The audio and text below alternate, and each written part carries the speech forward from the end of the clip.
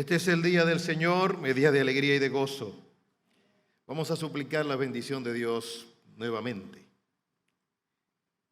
Padre, te alabamos y te bendecimos, te damos a ti toda la gloria y la honra, porque tú la mereces. Gracias, Señor, gracias por la asistencia de nuestros invitados, de tu pueblo y por una gran cantidad de personas en diferentes lugares que se están exponiendo en esta hora a tu consejo. Háblanos al alma y ayúdanos a provocar, oh Señor, a provocar en nosotros esas gracias que nos van a hacer semejantes a nuestro amado Salvador Jesucristo. Salva a los que no te conocen. En el nombre de Jesús. Amén. Quisiera invitarle, por favor, a abrir su Biblia conmigo en el capítulo 4 de la epístola de Pablo a los Efesios. Capítulo 4 de la epístola de Pablo a los Efesios. Nuestro tema, dignos de la vocación. Dignos de la vocación. Capítulo 4 de Efesios. El consejo de Dios dice de la manera siguiente, desde el 1 hasta el 6. Leo. Yo pues, preso en el Señor, os ruego que andéis como es digno de la vocación con que fuisteis llamados, con toda humildad y mansedumbre, soportándoos con paciencia los unos a los otros en amor, solícitos en guardar la unidad del Espíritu en el vínculo de la paz, un cuerpo y un espíritu, como fuisteis también llamados en una misma esperanza de vuestra vocación. Un Señor, una fe, un bautismo, un Dios y Padre de todos, el cual es sobre todos y por todos y en todos. La unidad y crecimiento de una iglesia local son el resultado de vivir a la luz de lo que somos, de tener de igual forma celo ardiente por la verdad y de usar nuestros dones para bien de los demás. Estamos en la serie para no perder el primer amor. Recuerden que esta epístola se dirigió a los Efesios y también de igual forma recuerden que en el libro de Apocalipsis se señaló a esta iglesia como una iglesia muy celosa en la doctrina, pero que había perdido su primer amor. Entonces, usando la perspicacia, que es un arte, es el arte de la discriminación, es el arte de diferenciar, de aprobar lo mejor. Usando la perspicacia como iglesia local, tomamos el ejemplo de la iglesia en Éfeso y con toda diligencia mantenemos el fervor, procurando que no se pierda ¿el qué? El primer amor. No queremos que se pierda ¿el qué? El primer amor. Ese primer amor que está lleno de entusiasmo, ese primer amor que está lleno de pasión, es el amor de la luna de miel.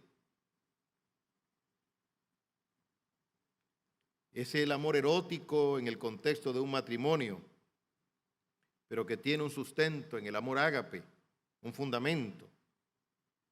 Pero tanto el amor ágape como el amor erótico son importantes en el matrimonio. Claro está que no vamos a hablar de erotismo en el contexto de la iglesia, pero sí de pasión. La pasión no se puede perder. Y la pasión involucra fuego, involucra entusiasmo, involucra devoción, involucra diligencia.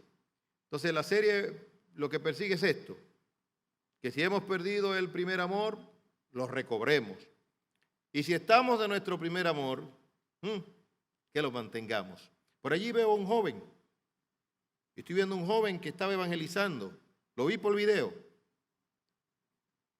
Y él estaba diciendo, aleluya, gloria a Dios, mientras había otro joven, pero no tan joven, que estaba predicando la palabra y le estaba diciendo a todos los habitantes de estas comunidades que más que el COVID, Jesucristo,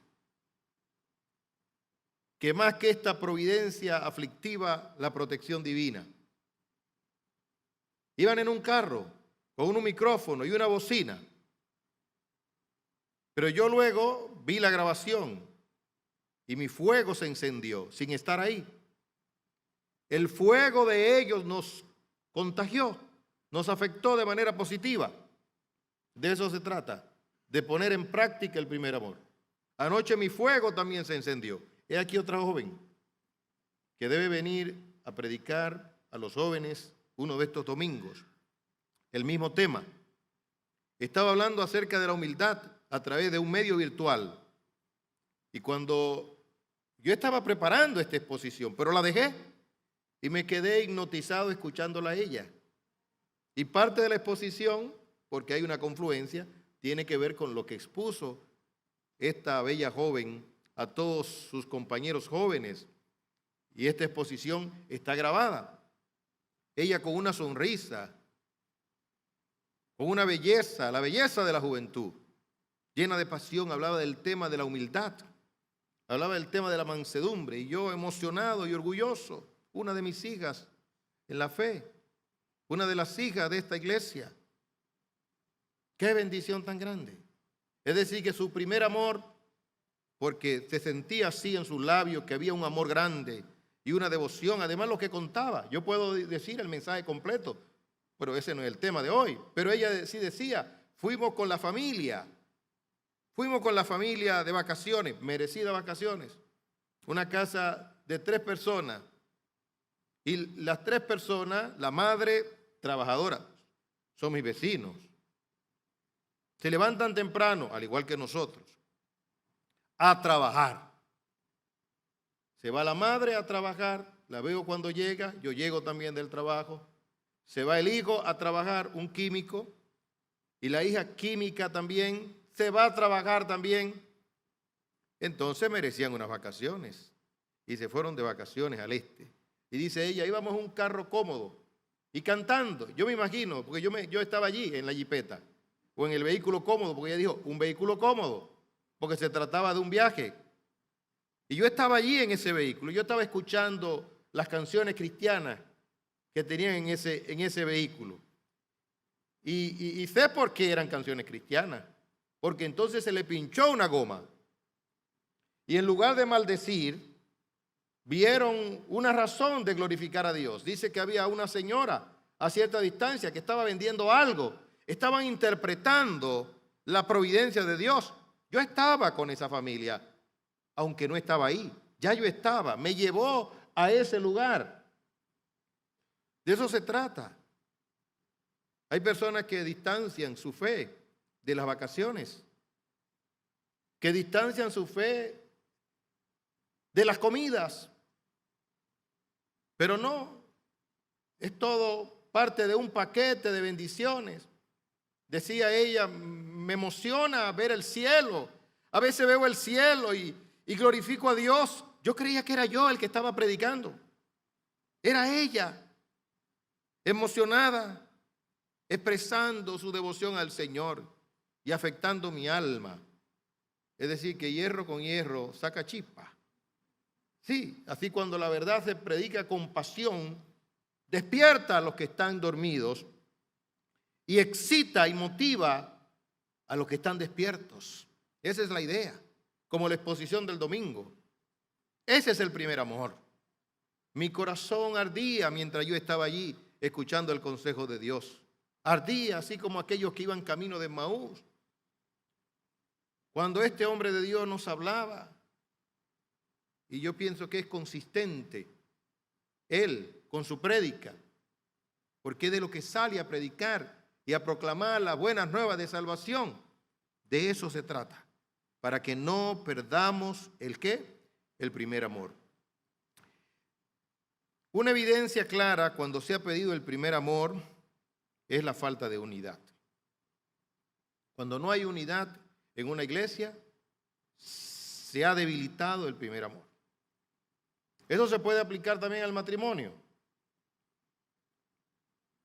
Cuando se disminuye el primer amor, entonces se pierde esa unidad. Esa unidad que hubo en el noviazgo, donde compraban cosas juntos, donde iban a pasear, y todo era una llamada, etcétera. Y luego en el matrimonio también, comían juntos, estaban juntos, no podían separarse, se agarraban de las manos.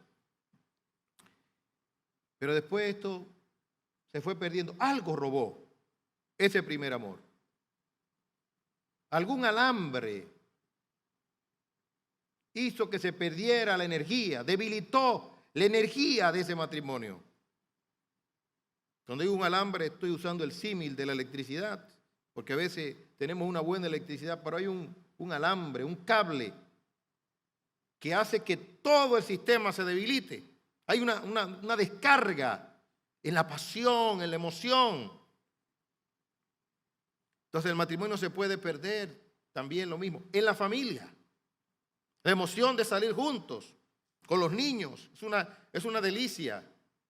Los que ya somos abuelos, hemos vivido eso. La delicia de salir con la familia, planificando viajes, divirtiéndonos juntos, gozándonos, riéndonos juntos.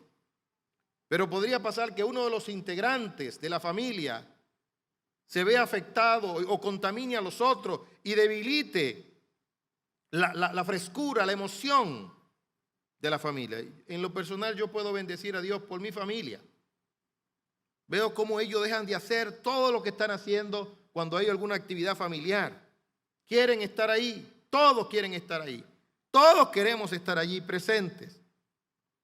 Eso es una cosa maravillosa, realmente. Y lo mismo ocurre en el contexto de una iglesia local. En una iglesia local por igual. ¿Qué pasó? Comenzamos tan bonitos, con mucha hospitalidad, con mucha devoción. Y de repente como que algo fue mellando o afectando esas relaciones, esas amistades. Salíamos a predicar juntos, pero ya no queremos salir juntos. Lo hacemos de manera individual, independiente, para callar la conciencia. Se pierde ese sabor de la unidad. Entonces se perdió realmente o se disminuyó, para no darlo como un absoluto, el primer amor. En este capítulo 4 encontramos una gran bendición. Encontramos a Pablo apelando a los creyentes, urgiéndoles a andar como es digno de la elevada posición que han adquirido en Cristo. Al describir esta manera de andar, discute su llamado, discute sus características y, ¿por qué no?, también sus causas. Vamos a tener una experiencia bonita esta mañana con la palabra. Yo espero que ustedes no sean tímidos, los que están viendo allá, y se gocen, y los que están aquí se gocen, porque nos gozamos en la palabra. Aunque la palabra es sobria, pero produce fiesta. Yo sé que tienen frío, están acurrucaditos con el aire acondicionado, que está bien bueno, porque el clima ha mejorado en nuestro país.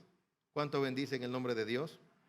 ¿Cuánto pueden dar un aplauso a Dios por su gracia, por su amor? Es un amén grande que damos al Señor. Así que caliéntese con la prédica, y qué bueno que veo sus ojos. Espero que no inventen una mascarilla ahora para cubrir los ojos también. Loco estoy por decirle, quítense las mascarillas, pero no puedo decírselo por cuidar la forma, ¿no? Solo por cuidar la forma. Porque la gente está saliendo a las playas y regresa con bien. No quiero motivar tampoco que pues, se rebelen a las autoridades y al sistema, pero la gente es inteligente y la gente se está dando cuenta de muchas cositas, ¿verdad? De muchas cositas, poquito a poquito. El error se va descubriendo. Pero aquí estamos cumpliendo las normas todavía en este tiempo de pandemia. Así es que caliéntese y emociónese en este día. En primer lugar, vamos a ver pedagogía de Pablo para el logro de su meta o de su objetivo con relación a los creyentes en Éfeso. En segundo lugar, una exhortación a ser lo que somos. Y en tercer lugar, la clave para la unidad de una iglesia local. Veamos el primer punto. Pedagogía de Pablo para el logro de su objetivo. Como ustedes observan, con frecuencia uso el término, que más que un término, es un concepto, pedagogía. Hablo de la pedagogía divina. Hablo de la pedagogía de Pablo en este caso. Pero hablo usualmente de la necesidad de usar pedagogía. La palabra pedagogía no es más que conducir. Su origen se remonta al tiempo de Grecia y de Roma, cuando se conducía al esclavo. Se necesitaba conducirlo. Y luego a los niños. Se necesitaba conducirlos también. Entonces, en lo que tiene que ver con la meta, el objetivo, se necesita una conducencia. Es decir, yo no solamente tengo el contenido, yo necesito también la conducencia al contenido, a la aplicación del contenido. Esa es la pedagogía. Se habla de la pedagogía como una ciencia, pero alguien dijo, me parece que más que una ciencia es un arte. Y probablemente ambas cosas sean ciertas. Pero creo que el aspecto de la pedagogía como arte es de cardinal importancia. Es decir, que Pablo tenía un contenido, Pablo tenía una meta, pero era de cardinal importancia la manera en cómo llegaba a su auditorio. Algunos piensan que el evangelio es lo que será, será. Y que todo el mundo va a entender y que el Espíritu Santo va a revelar y que no importa el instrumento. No, Señor, así no es. Dios nos da facultades, Dios nos da capacidades maravillosas para que las usemos. Son los dones de Dios. Son los dones de Dios para su pueblo. Usted puede tener una capacidad especial para asimilar conocimientos o conceptos, pero puede ser que no tenga la capacidad de comunicarlos en público. Hay algunos que tienen la capacidad para hablar y hay otros que tienen la capacidad o son mejores en la escritura, es decir, que escriben mucho mejor. Hay personas que usted lo ve, por ejemplo, en las redes escribiendo y usted dice, pero bueno, ¿y qué capacidad es esta? O un libro y luego los escucha y dice, pero dicta mucho. Es mejor leerlo que escucharlo. Y hay personas también que tienen debilidad en la comunicación verbal, oral, pero son exquisitos en la escritura. El apóstol Pablo llegó a decir que era tosco en el habla. Yo no lo oí, nunca lo oí. ¿Alguien escuchó a Pablo? ¿Le hubiese gustado escuchar a Pablo? ¿Sí o no? A todos, pero parece que tenía dificultades, dice él. Porque lo que yo veo en el libro de los Hechos es que él cuando hablaba impresionaba. Cuando estuvo en Atenas, hasta Dionisio se convirtió, él con toda su familia. Tenía una gracia y una unción. Ahora también hay que ser justo. En una ocasión él estaba predicando, enseñando, y enseñó, y enseñó, y enseñó, y el lugar estaba oscuro. Había poca iluminación. Y uno de sus discípulos o de sus oyentes se durmió. Se le durmió. Qué esperanza la mía.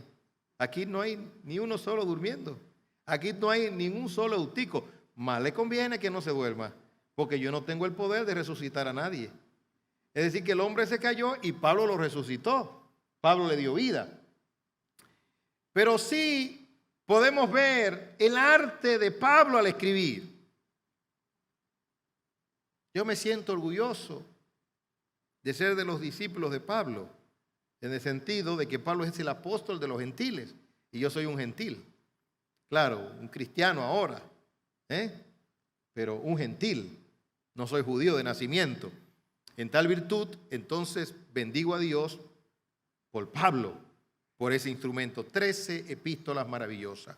Bueno, en este capítulo 4 entonces observamos la pedagogía de Pablo. Quiero destacar nuevamente, ¿cuál era su objetivo? Dos objetivos básicos: unidad y crecimiento. ¿Cuáles eran sus dos objetivos básicos? Unidad y crecimiento. Eso es lo que él quería. Él quería que la iglesia estuviese unida y de igual forma que la iglesia estuviese en crecimiento. Yo pues, dice él, preso en el Señor, os ruego que andéis como es digno de la vocación con que fuiste llamado. Yo pues, después de presentar la doctrina, procede a las exhortaciones prácticas. Esa es una norma en Pablo. Ese es su método. Primero la doctrina, el pensamiento, y luego aterriza con asuntos prácticos. Ya vimos el capítulo 1, predestinación, escogencia divina. Fuimos escogidos por Dios desde antes de la fundación del mundo. Nos habló de la zarra del Espíritu. Nuestro amado pastor Onésimo nos habló de la multiforme gracia de Dios, de la multiforme sabiduría. Pablo dijo que doblaba sus rodillas, imploraba para que los ojos del entendimiento fueran iluminados. Nuestro amado hermano, la semana pasada ya hablamos y dijimos, nos motivó con relación al capítulo 3, nos habló de la profundidad, nos habló de las alturas. Él como ingeniero, me imagino que se sintió contento al hablar de la zapata, del fundamento, de que hay que hondar, y luego habló de la altura. Realmente fue algo maravilloso. Pero ahora Pablo entra a aspectos prácticos que tienen que ver con la iglesia, porque no podemos desesperarnos. Primero la doctrina. La gente está desesperada y dice, yo no quiero doctrina, yo lo que quiero es que me hablen de cosas prácticas, pero así no se puede.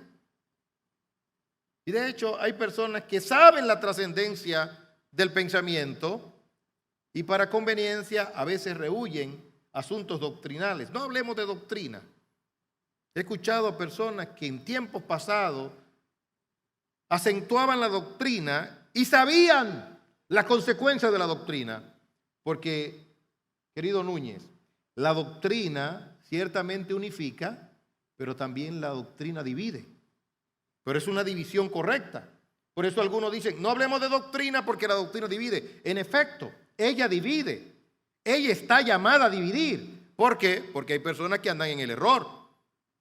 Entonces, cuando tú muestras la verdad, se descubre el error. Como dijera Gurnal, cuando tú señalas la herejía, ya tú tienes el éxito. Descubrir el error es derrocarlo. Descubrir la herejía es derrocarla. Entonces, la doctrina es importante. Porque esto no es, digamos, algo superficial. No estamos aquí como creyentes para agradarnos a nosotros mismos o para sentirnos bien. Estamos aquí porque somos amadores de la verdad. Y no se olvide lo que enseñó uno de nuestros pastores. Dios anda buscando adoradores que le adoren ¿de qué forma? En espíritu y de acuerdo ¿a qué? A su verdad. No es una fiesta sin verdad. No, es una fiesta con fundamento de la verdad. Nos gozamos, nos alegramos, nos divertimos como iglesia, etcétera, pero con el fundamento de la verdad. Porque si no es así, es una mera chercha, es un mero relajo, es un mero entretenimiento, lo que nos afianza en la verdad. Pero la verdad tiene un costo alto. Tiene que poner la mente a funcionar, la voluntad a determinar y va a crear sus complicaciones. Yo pues, ahora dice, yo pues, es decir, enlaza. El pues es el enlace. Pues, yo pues, vuelve a reincidir, a ponerse él como ejemplo. En más de una ocasión, él habla de él como preso. Nuestro amado pastor Onésimo destacó esto de Pablo como preso y me encantó. Cuando él expresaba, Pablo estaba preso, pero no de las circunstancias. Pablo estaba preso, pero no de sus pasiones. Pablo, ¿preso de quién? De Jesucristo. Es decir, que le importaba muy poco a él estar libre en la calle en un sentido o estar preso, porque él sabía que como quiera Cristo se iba a glorificar en él. De hecho, preso glorificó más a Dios, preso en su sentido literal, que cuando estaba libre. Dice, por causa de mis prisiones, muchos se atreven más a predicar y han perdido el miedo. Además, he predicado la palabra a los guardias y ha llegado el evangelio hasta la casa del César, allí en Roma. Cosa que no pudo haber hecho si estuviese en una esquina predicando. Desde la cárcel llegó hasta la casa del César. Porque él estaba preso, pero la palabra de Dios, dijo él, es una palabra de él, no está presa. La palabra de Dios no está presa. Qué hombre que entendía la soberanía de Dios y que tenía un grado de contentamiento maravilloso. Yo pues, vuelve a decirle, preso en el Señor. Aquí hay que observar algo importante. Pablo no quería provocar lástima. Esa no era su intención. De que que está preso. Preso en el Señor. No. Pero de igual forma, porque lo que vas a decirle a ellos es demandante, lo que va a decir más adelante. De igual forma, él no quería abochornarlos. ¿Por qué no quería abochornarlos? Porque no era su estilo, no es su forma, y además no era una evidencia del fruto del Espíritu en él. Un predicador ni nadie debe de abochornar a los demás, mostrándose como superiores. Estos maestros. Nadie puede hacer eso. Pablo tampoco lo iba a hacer.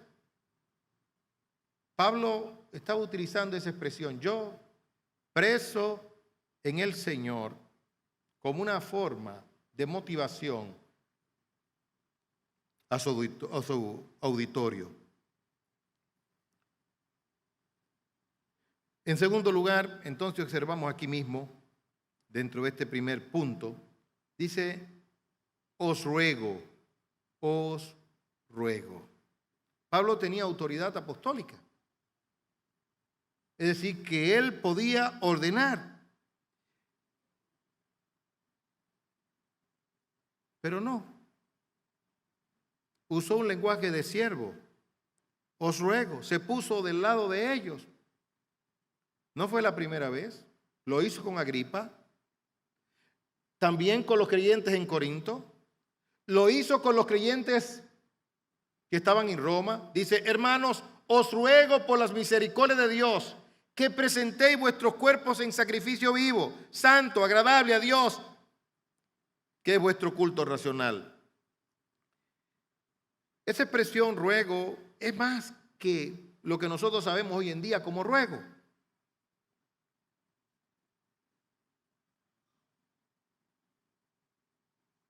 Pablo estaba dimensionando lo que iba a pedir, lo que le iba a exhortar o lo que le iba a indicar. ¿Y qué era lo que le iba a indicar? La unidad de la iglesia. Dice, os ruego. Es decir, el punto de ese ruego es la preservación de la unidad de la iglesia. Entonces, la unidad de la iglesia no es cualquier cosa. La unidad de la iglesia es vital. La unidad de la iglesia, Pablo sabía que no era opcional. El Señor Jesucristo dijo de la manera siguiente, para que todos sean uno, como tú, oh Padre, en mí y yo en ti, que también ellos sean, ¿de qué forma? Sean uno en nosotros, para que el mundo crea que tú me enviaste. Es decir, que usted puede salir a predicar y siempre se predica a razón de una iglesia local, pero si en su iglesia local no hay unidad, hay una variación, una dicotomía o una inconsistencia en esto. Dice el Señor que la unidad le muestra al mundo quién es Él. Es decir, que la iglesia pudiera callarse la boca, pudiera cerrar sus labios, y si se mantienen unidad, en una unidad correcta, y ya veremos más adelante cuál es esa unidad correcta, está predicando a Cristo. A veces hasta creamos competencias y rivalidades. Dice Pablo, algunos predican a Cristo, ¿de qué forma? Por contienda o por vanagloria. Y Pablo decía, qué bien, lo importante es que Cristo esté siendo predicado, maravilloso. Pero realmente aquí en la oración sacerdotal, el Señor dice, para que todos sean uno, oh Padre, en mí y yo en ti. Es decir, que de igual forma algo que resulta incomprensible a la mente humana, como la Trinidad, por medio de la unidad, la gente puede entender un entendimiento. Mira cómo se aman.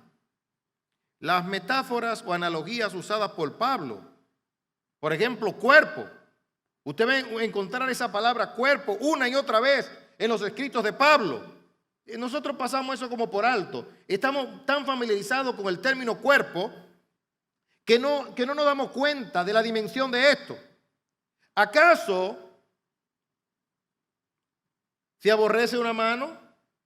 No, se cuida una mano, se cuida un dedo, porque es parte integral, es decir, forma parte del organismo viviente. Entonces, en ese sentido, la iglesia no está desmembrada, no debe estar desmembrada. La iglesia es un cuerpo. Y entonces aquí el Señor dice, en la Trinidad hay una unidad maravillosa, hay un acuerdo. Y no solamente un acuerdo, en esencia una unidad. Y entonces lo que está pidiendo el Señor es precisamente que haya esa unidad en sus seguidores. Y yo diría que debería ser para todo el mundo, pero aplicándola a una iglesia local, que es como una agencia, debería ser más palpable y más visible. Es decir, que la espiritualidad de una iglesia se va a ver no a razón de sus cánticos, ni de cuánto ofrenden. Se va a ver a razón de su unidad. Pablo entendía esto. Y por eso Pablo, en vez de ordenar, dice, os ruego. ¿Qué es lo que yo ruego? Que ustedes estén unidos. Ahora bien,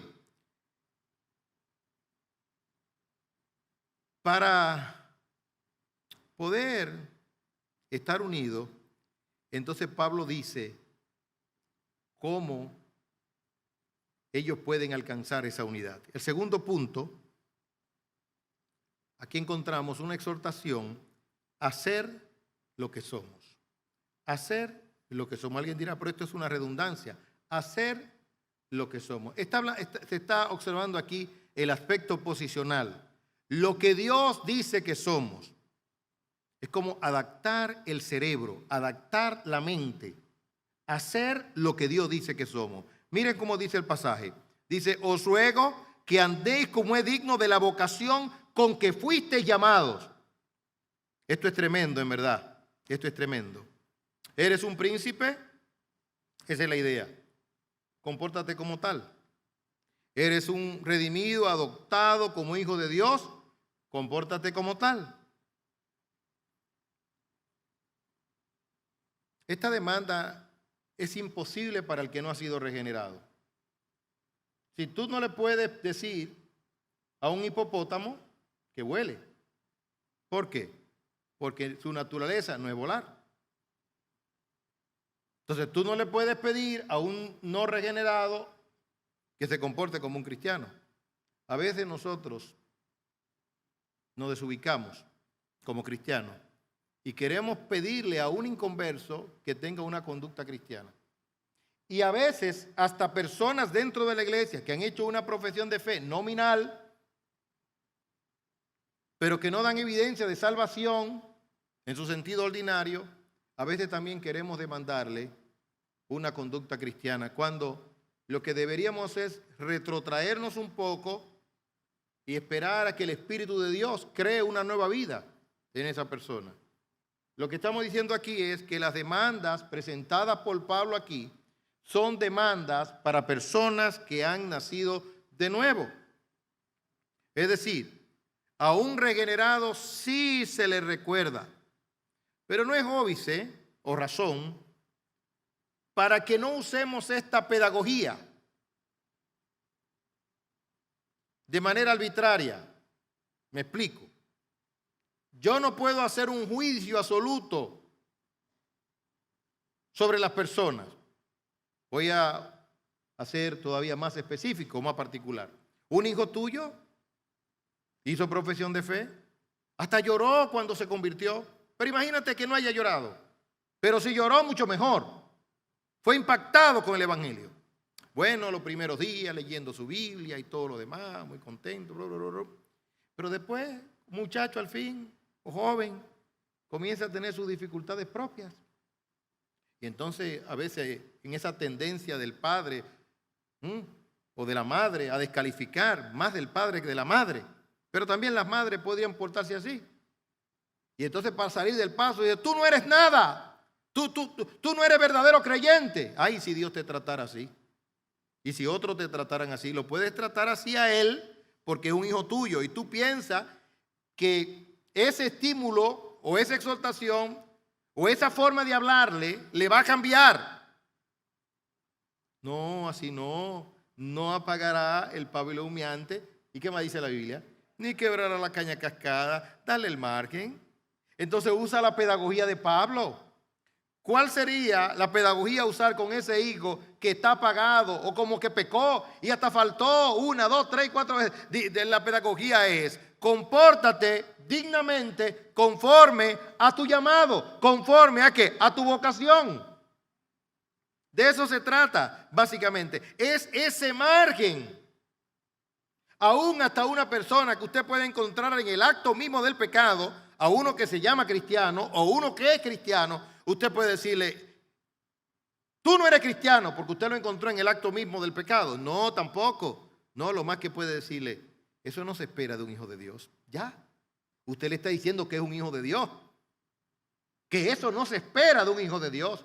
Usted no está haciendo un juicio absoluto de que nunca fuiste, de que nunca eres. Yo sabía que lo que tú dijiste no fue verdad, tu conversión no fue sincera. Pero ¿quién es usted para poder examinar el corazón? ¿Quién es usted?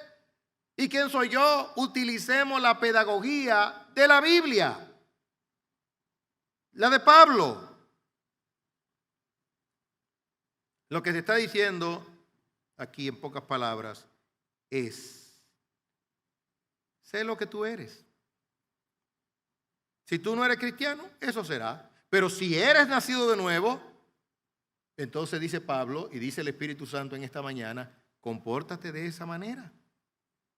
Aquí hay un término interesante. Dice que andéis. ¿Qué significa andar? Bueno, conducta diaria, es una norma de vida. Y sabe usted, tiene que ver con hábitos. Dice Pablo que andéis. No es la primera vez que lo usa. Pablo lo usó con relación al tiempo, con relación a la familia, con relación al trabajo, etcétera. Que andéis, que viváis. Quiero que como norma de vida os ruego que andéis. Los hábitos siempre son importantes. Somos lo que hacemos día a día. Cómo nos comportamos, cómo nos conducimos.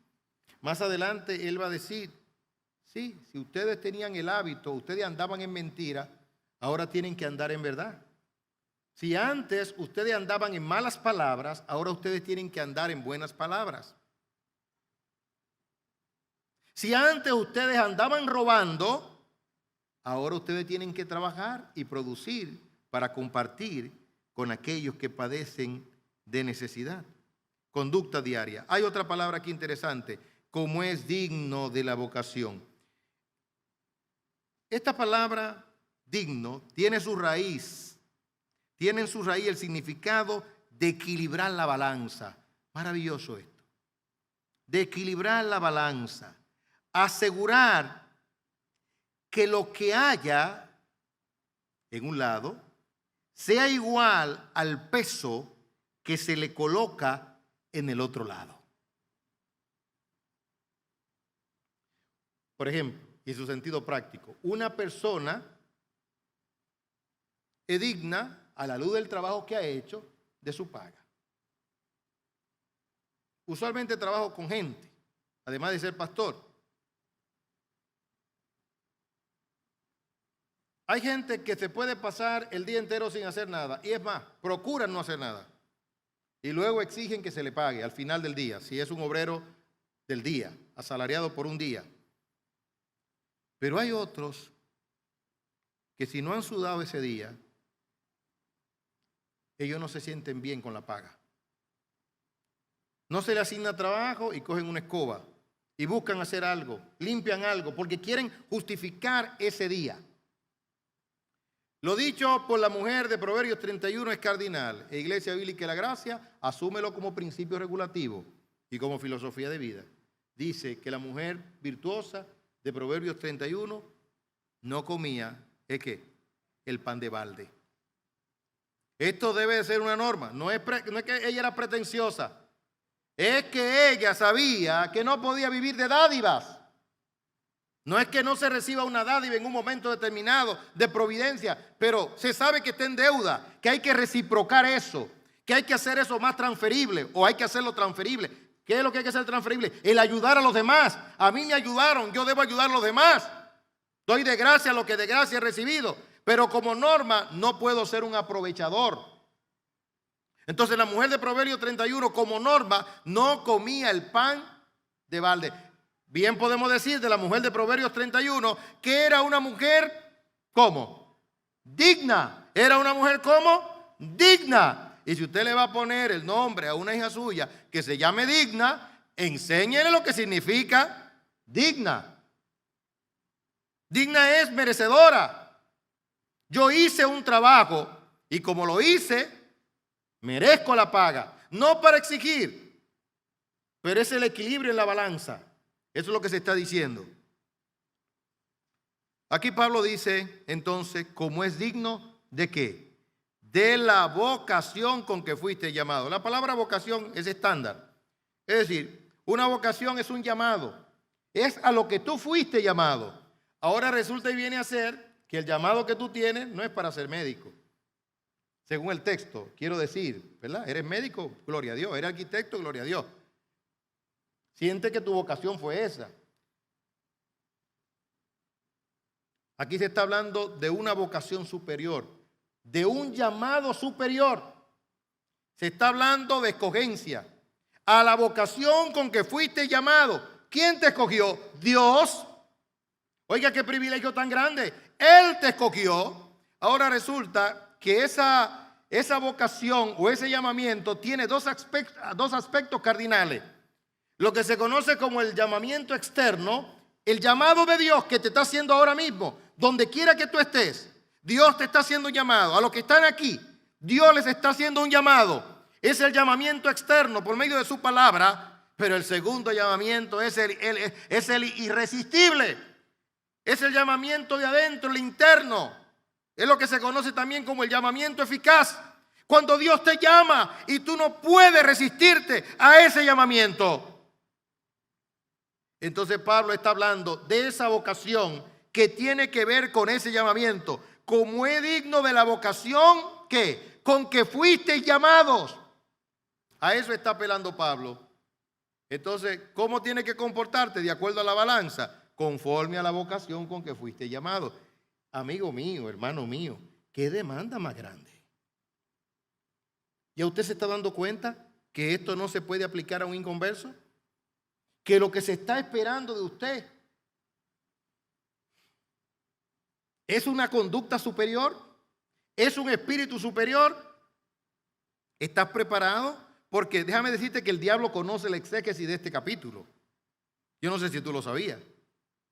Y no solamente conoce la exégesis de este capítulo, el significado, su interpretación, etcétera, sino que lo hace transferible a los de afuera. Y los de afuera saben mejor que tú y que yo lo que es un cristiano. Por eso ellos mismos te dicen a ti, pero no es así que se comporta un cristiano. Y entonces tú reaccionas con soberbia. Sí, pero tú no vas a abusar de mí. Tú no te vas a aprovechar de mí.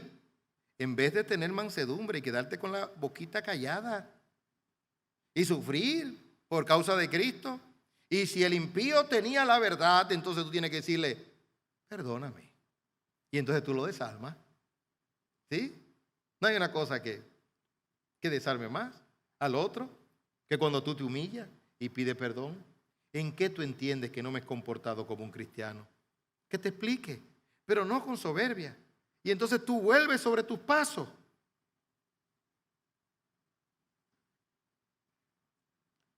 De acuerdo a la vocación con que fuiste llamado.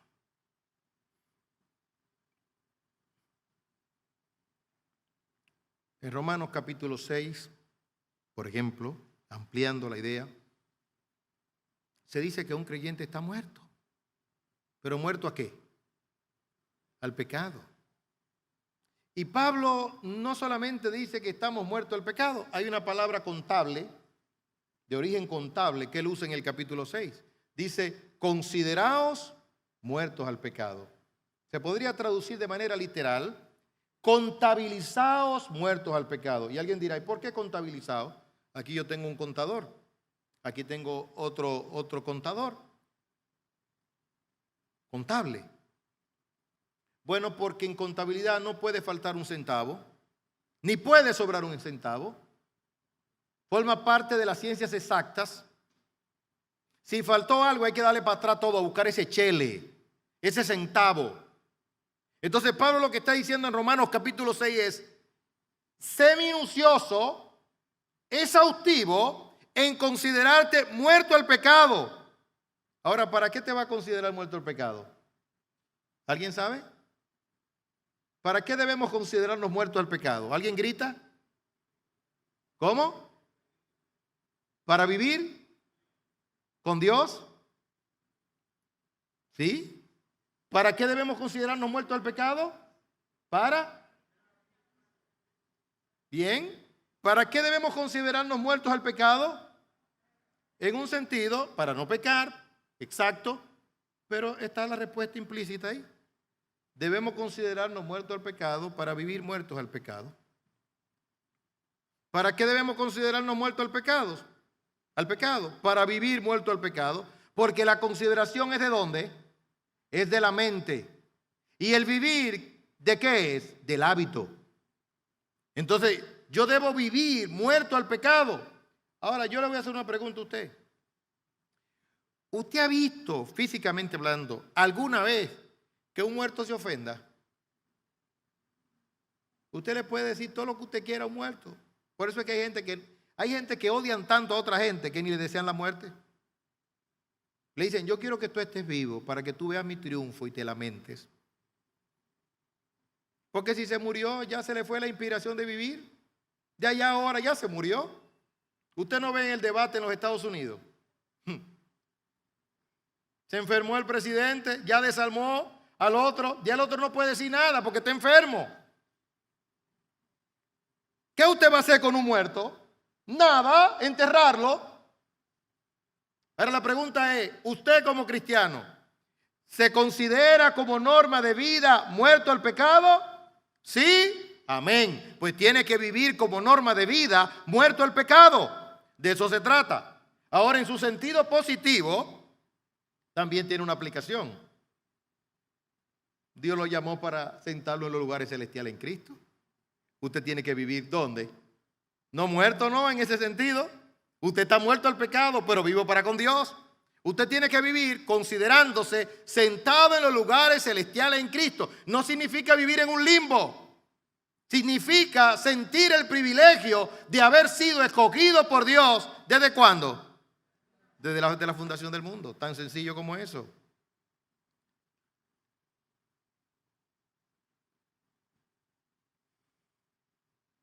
Veamos nuestro primer punto para ir avanzando. La clave para la unidad de una iglesia local. Esto debemos de anhelarlo.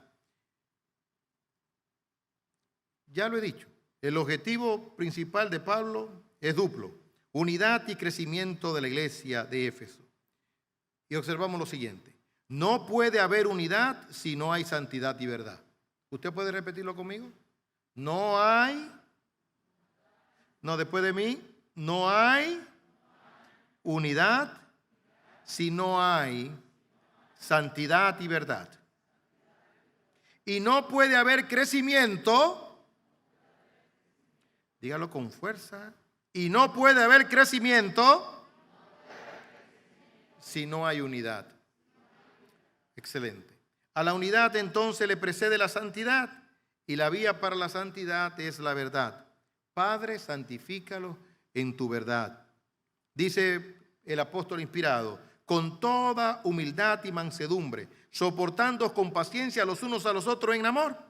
Un requisito fundamental para ponernos de acuerdo con la doctrina es la santidad. Voy a repetir esto. Un requisito fundamental para ponernos de acuerdo con la doctrina, que es la santidad. Yo he visto iglesias, pastores que han invertido millones de dólares en viajes, tratando de ponerse de acuerdo en ciertos aspectos doctrinales y no han podido. Entonces el problema no era de doctrina, el problema era de santidad. ¿Cómo es posible que hijos de Dios no se pongan de acuerdo? Es como una pareja de matrimonio que no se ponen de acuerdo. El problema no es el contenido o las argumentaciones que puedan haber de quién tiene la razón o quién no la tiene. Si son cristianos, el problema tiene que ver con santidad. De eso se trata. ¿Cuántos viajes hechos? ¿Cuánto dinero perdido? Dinero de las ofrendas de los hermanos para tratar la unidad, y esos hombres no se pusieron de acuerdo con sus propios corazones en lo relacionado con la santidad. Una iglesia puede brincar y patalear. Por eso es que usted ve que mientras más asambleas se puedan hacer en una iglesia con personas que no están en santidad, más se fracciona. Es mejor no hacer reuniones si la iglesia no está en condición espiritual para reunirse. Es mejor no ir a consejería matrimonial si esa pareja o ese matrimonio no está en condición espiritual para poder reunirse con un consejero. Es decir, hay algo previo, a menos que el consejero tenga un poder milagroso que cambie a los cónyuges cuando vayan al lugar. Humilde, manso, amoroso. Ya, entonces vamos a la hora. Miren, ay sí, dice uno. Y mira, tú sabes que, ¿quién fue que faltó? No, yo, toda la falta es mía. Yo fui que falté. Ay, no, mi amor. No, yo fui. Yo me descuidé, yo tropecé, yo fui. Perdóname. Un mal de lágrimas y el consejero no tiene ni nada que hablar, porque fue un milagro, ¡pum!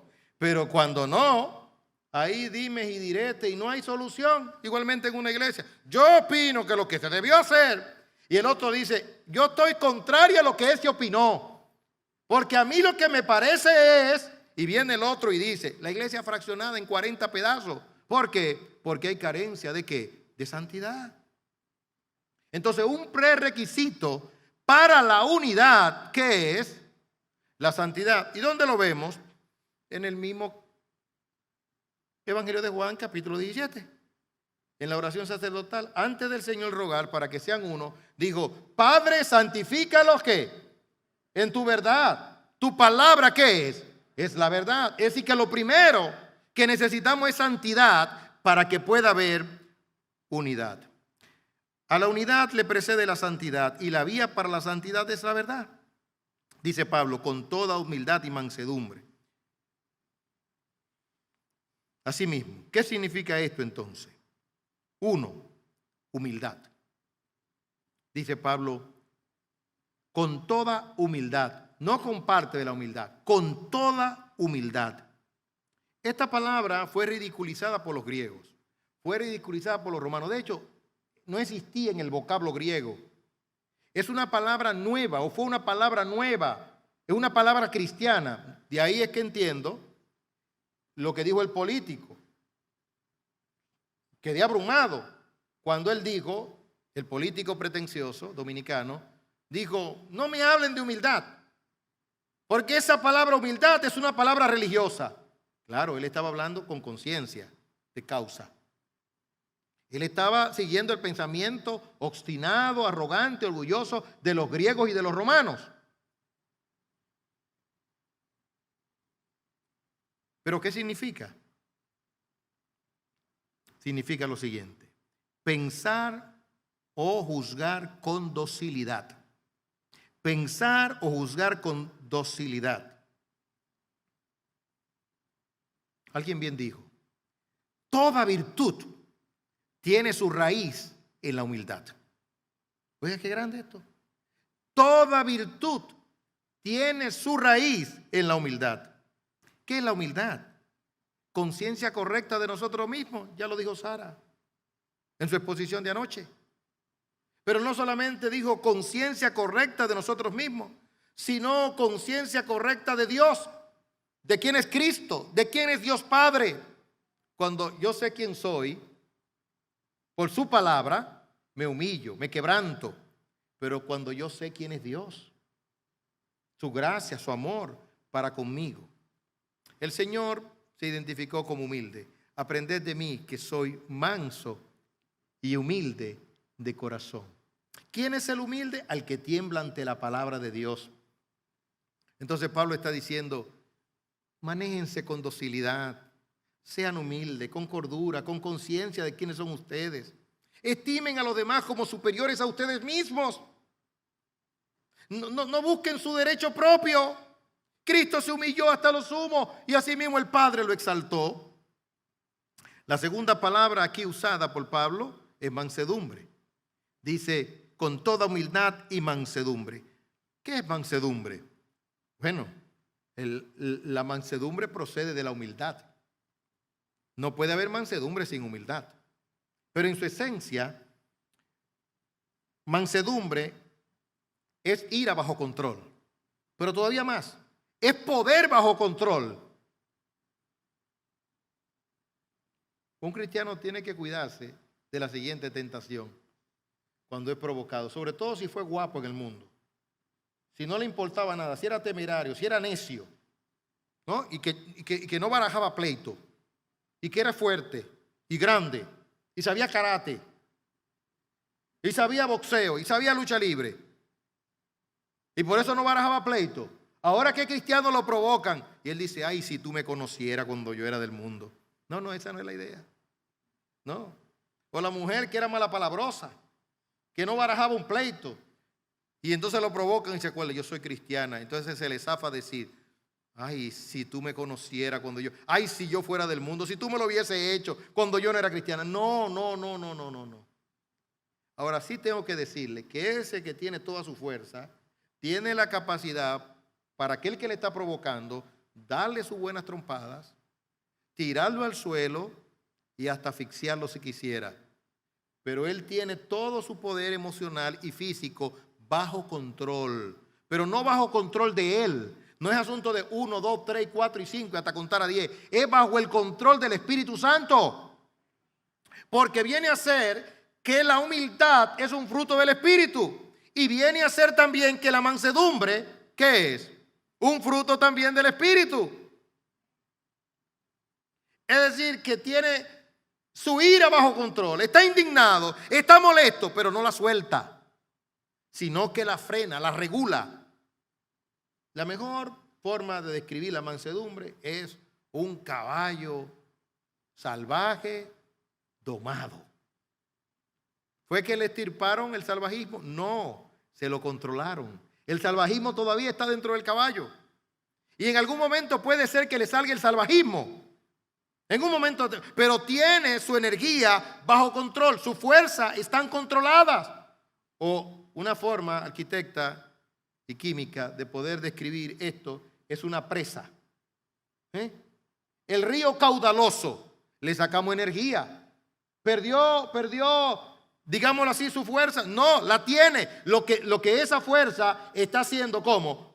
Regulada, controlada para producir un beneficio, para producir energía. Así la mansedumbre del creyente. Él está consciente de quién es, pero el Espíritu Santo lo ha transformado. Qué triste cuando eso no está en la vida de la iglesia. Y nos comportamos altivamente y nos comportamos llenos de ira. Eso no es lo que quiere Dios para su pueblo. Algo más.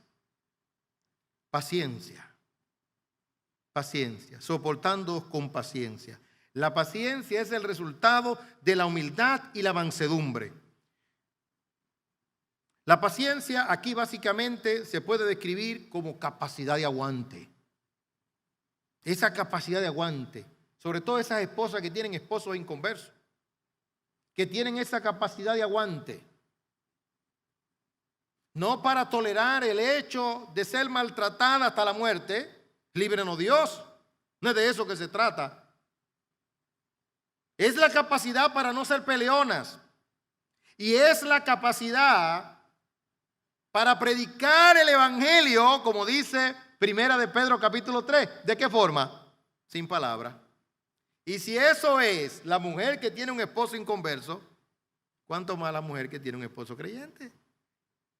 Diríamos que es very easy, o por lo menos mucho más fácil, ¿verdad? Pero como quiera, se necesita la paciencia para la esposa y la paciencia para el esposo. Si la mujer es gotera continua, tiene que tener paciencia. Entonces es una capacidad de aguante, es una capacidad de soporte. Pero dice aquí, soportándoos, dice la Biblia, que ese soporte debe de ser en amor. Y es que el amor tiene una característica particular. Dice que el amor cubrirá, ¿qué? Multitud de pecados. ¿Qué significa esto? ¿Que va a confabularse con el pecado, cubriendo el pecado? No. La idea es que no va a divulgar en demasía el pecado descubierto, porque cubre con el amor. No se va a complacer en decir que alguien pecó. Va a tratar de que nadie lo sepa en el ámbito que no deba saberse. ¿Me entendió? En el ámbito que no deba saberse. Dice Proverbios capítulo 10 versículo 12. Dice, el odio despierta rencilla. ¿Qué despierta el odio? Y la rencilla, ¿qué es lo que hace? Divulga la falta.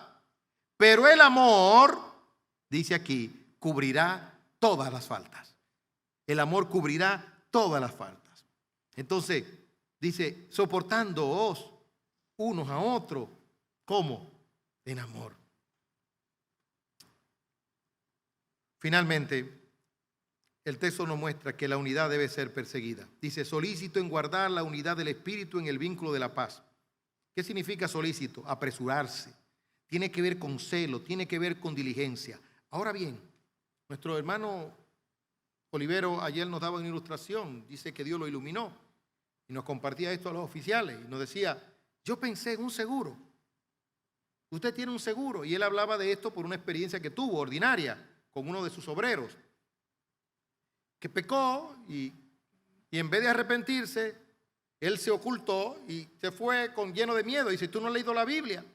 Y entonces dice Oliver, ¿y cómo puede haber personas que no sepan que hay una puerta abierta para el que peca? Abogados tenemos para con el Padre, Jesucristo el justo. Y él estaba hablando, Olivero, en su sentido posicional del perdón que tenemos en Dios. Asimismo en la unidad. Hay una unidad posicional. La unidad del Espíritu es una unidad posicional. ¿Qué significa esto? Que el verdadero pueblo de Dios está unido de manera indisoluble. Ahora, a ese seguro, por así decirlo, o a ese acto posicional, o más que acto, declaración posicional de parte de Dios para su pueblo, le debe suceder la diligencia del pueblo de Dios en procurar con celo y entusiasmo la unidad de la iglesia. Es decir, que la iglesia está llamada a perseguir su unidad con celo y entusiasmo. Como es la unidad del Espíritu, entonces no es una unidad pragmática, no es una unidad ecuménica. Dirá alguien, explíquese un poco ahí, por favor. Bueno, la unidad ecuménica es la unidad que dice todo está bien.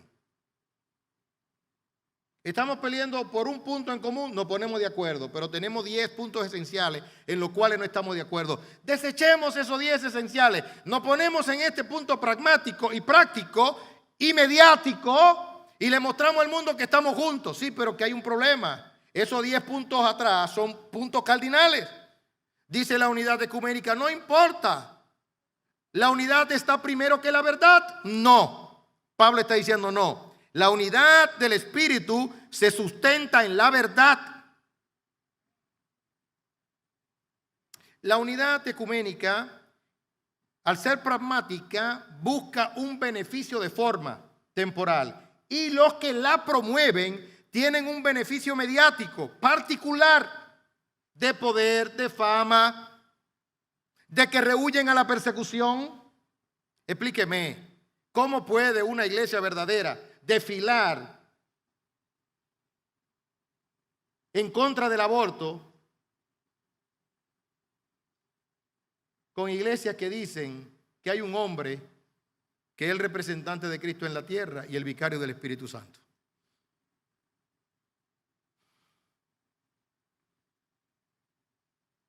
¿Usted cree que una persona que tenga celo y fuego por la verdad puede desfilar? No, que es por la vida, ¿sí? Y lo otro, no es por la vida también, es por la salvación. A veces hay que decir que los muertos entierren a sus muertos. Porque en una iglesia de Cristo no hay aborto. Y cada cual pagará por el pecado o por el homicidio que cometa. Es decir, nosotros pichamos nuestro juego aquí, en la iglesia, hablando de la santidad. Que cada cual piche su juego. Pero yo no puedo volverme más santo que Dios y comenzar a desfilar con adúlteros, doctrinalmente hablando, con inmorales, doctrinalmente hablando. No, eso es una unidad ecuménica. Usted negoció sus principios. O decir, un culto aquí tenemos una persona que dice que la salvación es por las obras. Oiga, usted se le olvidó la dimensión de decir que la salvación es por las obras. Es echar por el suelo los méritos de Cristo.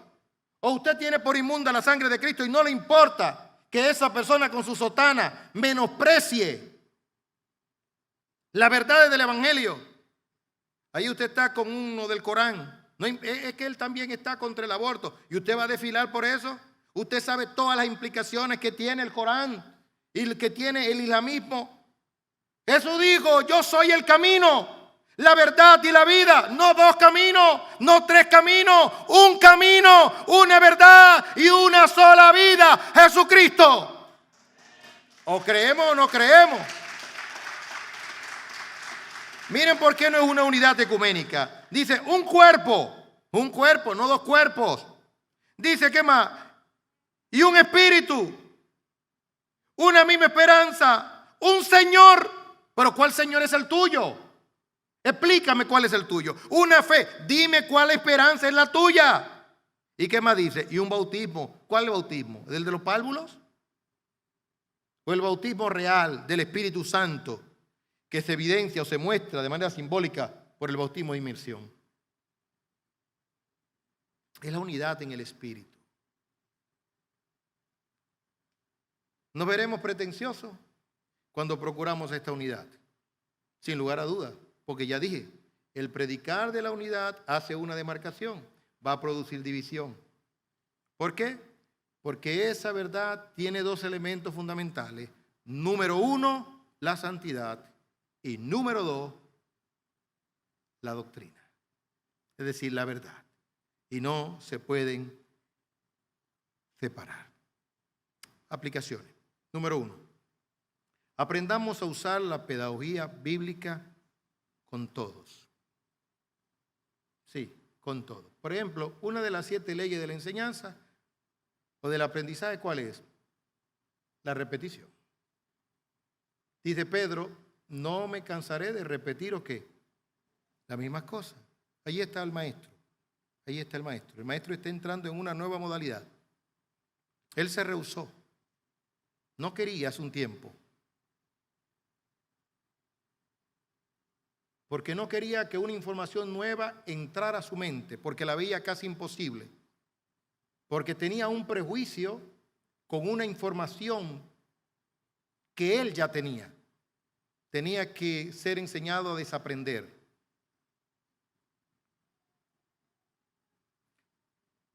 Pero no le quedó otra alternativa.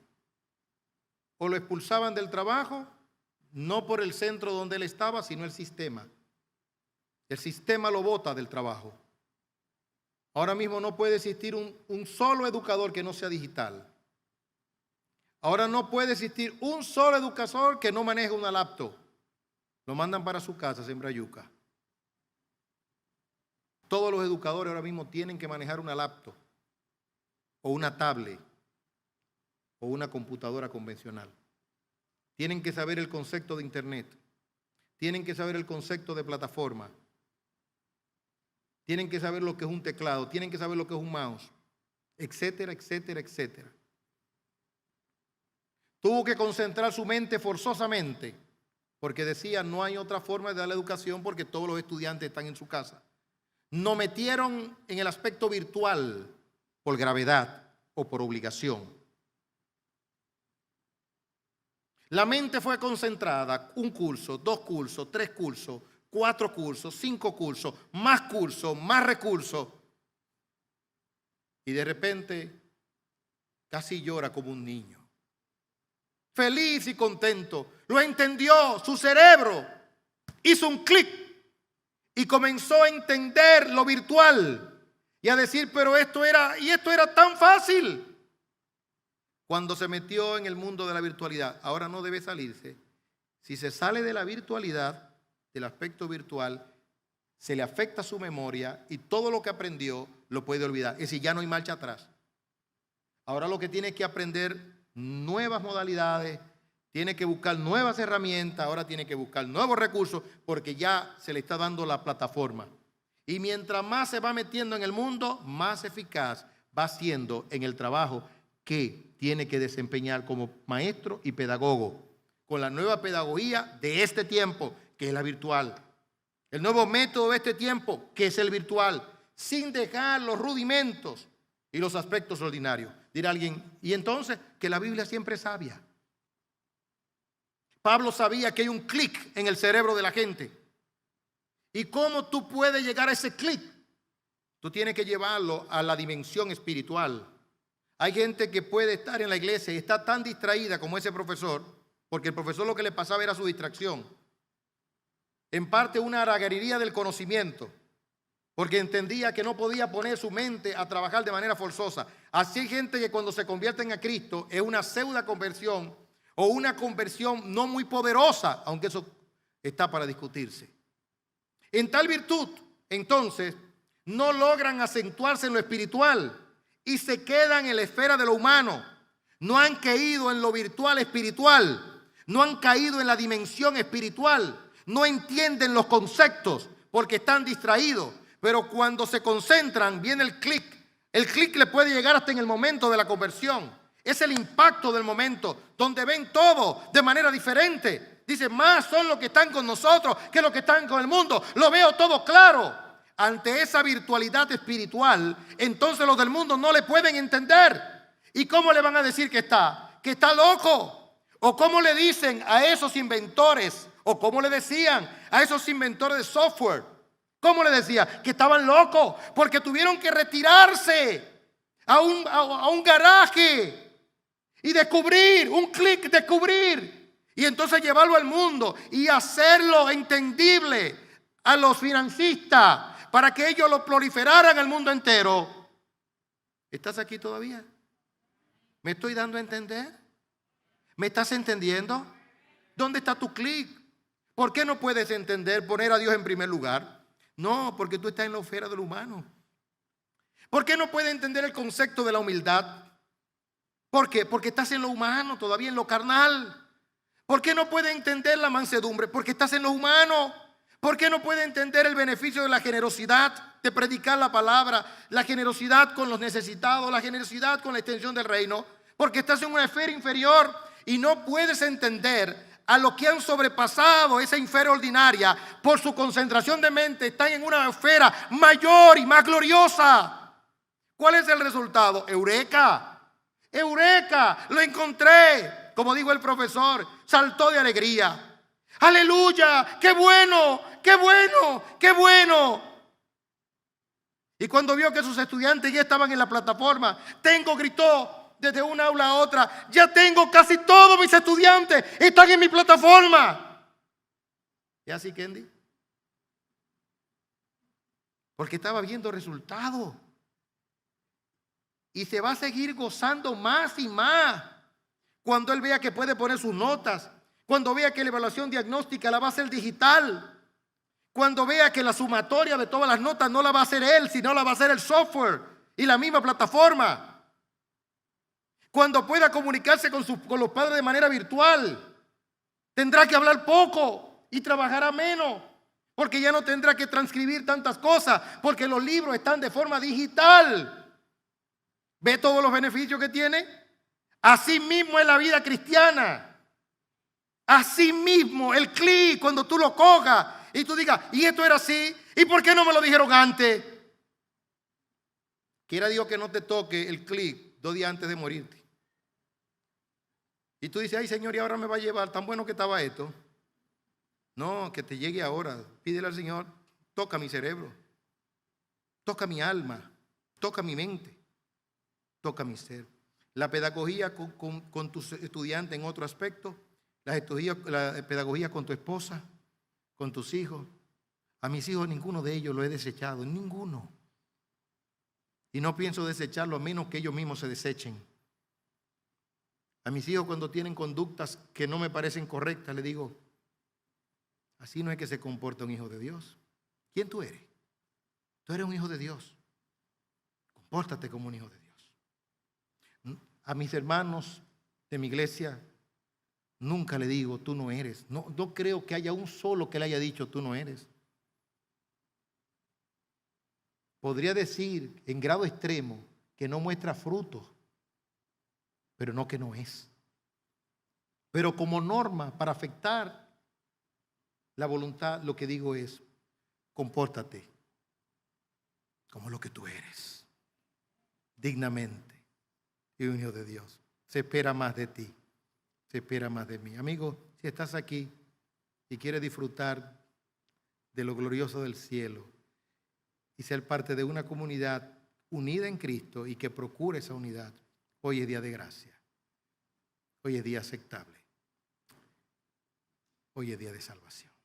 Padre, te amamos y te bendecimos. Te damos toda la gloria y honra a ti porque tú la mereces. Tú hablas al alma y al corazón de tu pueblo. No nos dejes en el retraso. No. Llévanos a una dimensión mayor. Que sepamos quiénes somos. Príncipes y herederos y coherederos con Cristo. Líbranos de ensuciarnos los pies. Y si nos ensuciamos, tú puedes limpiarnos los pies.